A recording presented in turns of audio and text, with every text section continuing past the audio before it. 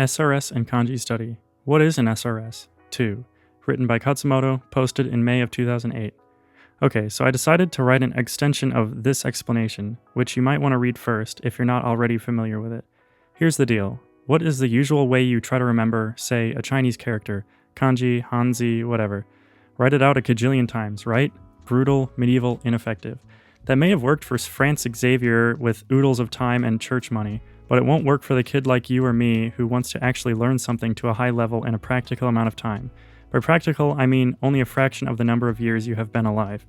By now you're asking, what snake oil are you trying to sell, Khatzumoto? Shut up and listen.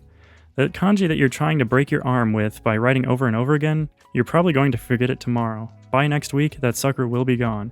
Not because of some wicked, intentional, long-term social engineering project to make kanji difficult and keep the masses illiterate. A load of bull, by the way, especially since some of the most literate societies in the world were and are kanji-using societies. But because of the nature of human memory. Besides, you don't truly need to remember that kanji tomorrow, but in 6 days, and 6 months, and 6 years. Why do you remember your own name? Because your mother sat you down one day and said it to you 1,000 times until it had been indelibly etched into your little toddler memory? Because your name is special and powerful and beautiful and unique? No and no.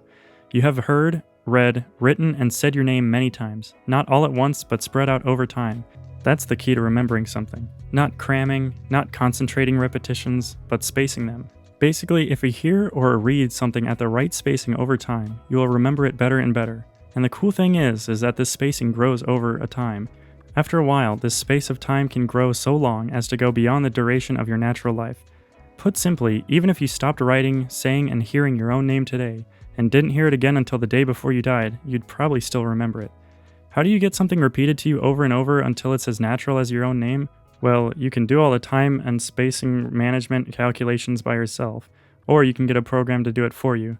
That kind of program is called an SRS, Spaced Repetition System. It will choose when to show you, test you on, information. If you want to remember that kanji, you need to review it today, tomorrow, in a week, in 2 weeks, in a month, and so on. You need to practice gradually over time, not binge on it. Writing out kanji hundreds of times is good for practicing your form and stroke order. It will help you get nice looking kanji, it helped me, but it is lousy for memorization.